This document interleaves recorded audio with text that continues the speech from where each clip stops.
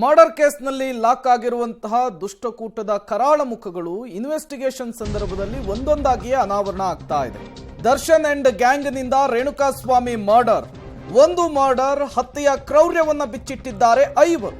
ಕೊಲೆ ಪ್ರಕರಣದಲ್ಲಿ ದರ್ಶನ್ ಕೈವಾಡವೇ ಇಲ್ವಾ ಅನ್ನುವಂತಹ ಪ್ರಶ್ನೆ ಮುನ್ನೆಲೆಗೆ ಬಂದಿದೆ. ಪೊಲೀಸರ ಎದುರು ಹಂತಕ ಆರೋಪಿಗಳು ಹಾಗಾದ್ರೆ ಹೇಳಿದ್ದೇನು? ಡೆವಿಲ್ ದರ್ಶನ್ ಅಂಡ್ ಗ್ಯಾಂಗ್ನ ಎಕ್ಸ್ಕ್ಲೂಸಿವ್ ಡೀಟೇಲ್ಸ್ ನ ರಿಪೋರ್ಟ್ ನಿಮ್ಮ ಮುಂದೆ. ಒಂದು ಮರ್ಡರ್, ಕ್ರೌರ್ಯ ಬಿಚ್ಚಿಟ್ಟ ಐವರು. ದರ್ಶನ್ ಮರ್ಡರ್ ಮಾಡಿಲ್ವಾ?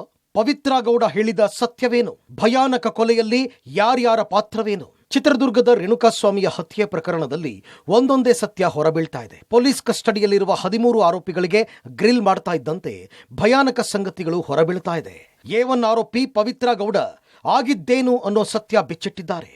D gang statement. A1 Pavithra Gowda ರೇಣುಕಾಸ್ವಾಮಿಯ ಅಶ್ಲೀಲ ಫೋಟೋ ಮೆಸೇಜ್ ಪವನ್ಗೆ ಕಳಿಸಿದ್ದೆ.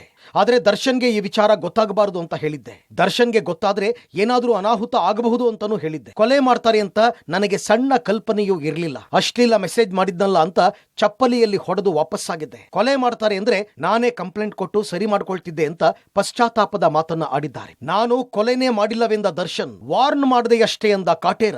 ಇನ್ನು A2 ಆರೋಪಿ ದರ್ಶನ್, ನಾನು ತಪ್ಪೇ ಮಾಡಿಲ್ಲ, ಕೊಲೆಗೂ ನನಗೂ ಸಂಬಂಧನೇ ಇಲ್ಲ ಅಂತ ಮತ್ತೆ ಮತ್ತೆ ಪುನರುಚ್ಚರಿಸಿದ್ದಾರೆ. ಅವತ್ತು ಆಗಿದ್ದೇನು ಅನ್ನೋದನ್ನ ದರ್ಶನ್ ಮಾತಲ್ಲೇ ಕೇಳಿ. A2 ದರ್ಶನ್ ಪವನ್ ನಿಂದ ಪವಿತ್ರಾಗೆ ಅಶ್ಲೀಲ ಮೆಸೇಜ್ ಮಾಡಿರೋದು ಗೊತ್ತಾಯ್ತು. ರೇಣುಕಾಸ್ವಾಮಿಯನ್ನ ಕರೆತರುವಂತೆ ರಾಘವೇಂದ್ರನಿಗೆ ಸೂಚಿಸಿದೆ. ಶನಿವಾರ ಸಂಜೆ ರೇಣುಕಾಸ್ವಾಮಿಯನ್ನ ಶೆಡ್ ನಲ್ಲಿ ಭೇಟಿಯಾದೆ. ಇನ್ನೊಂದ್ಸಲ ಇಂಥ ಮೆಸೇಜ್ ಮಾಡಿದ್ರೆ ಸರಿ ಇರಲ್ಲ ಅಂತ ವಾರ್ನ್ ಮಾಡಿದೆ. ದುಡ್ಡು ಕೊಟ್ಟು ಊಟ ಮಾಡಿಕೊಂಡು ಊರು ಸೇರುವಂತೆ ಹೇಳಿ ಹೋದೆ. ನಾನು ಈ ಕೊಲೆ ಮಾಡಿಲ್ಲ, ನನಗೂ ಇದಕ್ಕೂ ಸಂಬಂಧವಿಲ್ಲ ಅಂತ ದರ್ಶನ್ ಸ್ಪಷ್ಟಪಡಿಸಿದ್ದಾರೆ.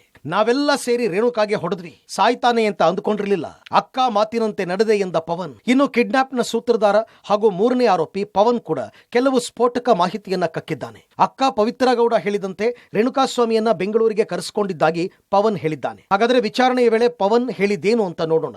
A3 ಪವನ್ ರೇಣುಕಾಸ್ವಾಮಿ ಪವಿತ್ರ ಅಕ್ಕನಿಗೆ ಅಶ್ಲೀಲ ಮೆಸೇಜ್ ಮಾಡ್ತಾ ಇದ್ದ. ಇದ್ಯಾರು ಪತ್ತೆ ಮಾಡುವಂತ ಅಕ್ಕ ನನಗೆ ಹೇಳಿದ್ರು. ಪವಿತ್ರ ಹೆಸರಲ್ಲಿ ರೇಣುಕಾಸ್ವಾಮಿ ಜೊತೆ ಚಾಟ್ ಮಾಡ್ತಾ ಇದ್ದೆ, ನಂಬರ್ ಪಡ್ಕೊಂಡೆ. ನಾನು ಅಶ್ಲೀಲ ಮೆಸೇಜ್ ವಿಚಾರವನ್ನ ದರ್ಶನ್ಗೆ ಹೇಳಿದೆ. ಬಳಿಕ ರೇಣುಕಾಸ್ವಾಮಿ ಕರೆಸಿ ಶೆಡ್ ನಲ್ಲಿ ಎಲ್ಲರೂ ಸೇರಿ ಹೊಡೆದ್ವಿ. ಮೂರ್ಛೆ ಹೋಗಿರಬಹುದು ಅಂತ ಅಂದ್ಕೊಂಡಿದ್ವಿ, ಆದ್ರೆ ಸತ್ ಹೋಗಿದ್ರು. ಭಯ ಹುಟ್ಟಿಸಬೇಕು ಅಂತ ಇದ್ದದ್ದು, ಸಾಯಿಸುವ ಉದ್ದೇಶ ಇರಲಿಲ್ಲ ಅಂತ A3 ಆರೋಪಿ ಪವನ್ ವಿಚಾರಣೆಯ ವೇಳೆ ಹೇಳ್ಕೊಂಡಿದ್ದಾನೆ. 2 ದಿನ ಕಾದು ರೇಣುಕಾಸ್ವಾಮಿ ಬೇಟೆ.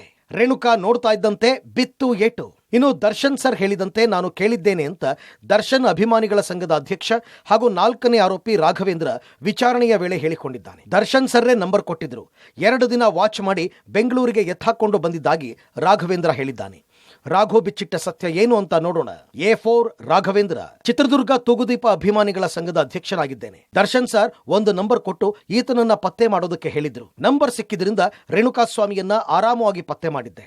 ರೇಣುಕಾಸ್ವಾಮಿಯನ್ನ 2 ದಿನ ವಾಚ್ ಮಾಡಿದ್ದೆ. ಫಾರ್ಮಸಿಗೆ ಬರೋ ವೇಳೆ ಮಾತನಾಡಬೇಕು ಅಂತ ಕರೆದುಕೊಂಡು ಬಂದೆ. ಶನಿವಾರ 3 ಗಂಟೆಗೆ ಪಟ್ಟಣಗೆರೆ ವಿನಯ್ ಶೆಡ್ಗೆ ಕರ್ಕೊಂಡು ಹೋದೆ.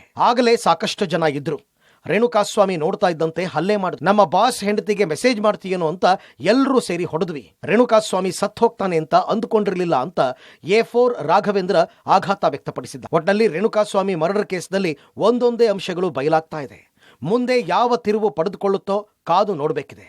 Narasimhamurthy, crime bureau, public TV.